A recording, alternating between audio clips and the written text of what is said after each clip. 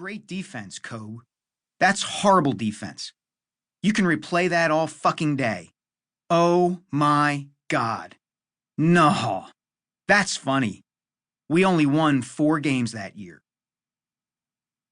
So where were you when that helicopter slammed into that Calabasas hillside in January 2020? Fixing yourself a midday snack in the kitchen? Relaxing in your recliner? Cleaning the garage? Me? I was in my car, my 2 sons in the back seat, hustling home so my 8-year-old could change and get to his 3:45 basketball game. And when we got there, I didn't notice it, but my son did, and he didn't tell me about it until after the game. There was a player on the opposing team, his arms peeking out like sapling branches from underneath a white t-shirt and a green tank top, the word Kobe written in black marker on his sleeve. You don't forget a day like that. You don't forget a death that causes the global compass to tremble. That was Kobe Bryant's reach and power. We attach so much to our athletes. We see what they have done and can do. That's their gravitational pull, the attraction they have to us. They give us a standard to aspire to, a bar against which the rest of us can measure ourselves. And with Kobe, that pull was even stronger because he was not limiting himself to basketball. He had been the executive producer of a short animated film, Dear Basketball, that had won an Academy Award and was based on a poem he wrote when he retired. In his post-Lakers life, he was, by all appearances, a loving husband to his wife, Vanessa, and a doting and demanding father to his 4 daughters. With time, with the media and fan base willing and eager to forgive, with the purchase of a gigantic diamond ring for Vanessa, he rendered the scandal that once stained his reputation, a rape accusation and his arrest in Colorado in 2003, an afterthought to most, though not all, of the public. He had put aside his petty wars with Phil Jackson and Shaquille O'Neal.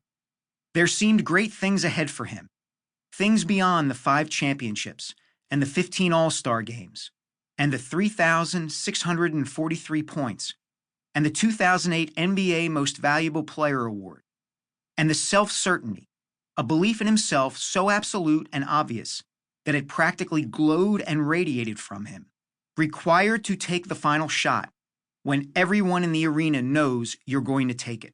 And now, all that excellence and redemption and promise had been extinguished, and there was no sense of it to be made. It was barely worth trying. You sat there, and it sank in, and you gaped and shook your head. Those great things had begun in and around Philadelphia. It might not feel that way any longer, because Kobe was so much a part of Los Angeles for so long, had gone from boyhood to manhood there, always under the spotlight's glare, that it seemed as if he had sprouted as a fully formed 17-year-old, complete with exquisite jump-shooting form, out of one of Hollywood's hills. But no. The great things had begun at Lower Merion, located on the main line, the posh suburb that hugged Philadelphia's western border. They had begun on the courts of those neighborhoods and playgrounds and parks, in the stuffy gymnasiums of local high schools, and in the tournaments of the country's AAU circuit. Sure, many Philadelphia natives still note that Kobe technically wasn't from the city, wasn't one of them.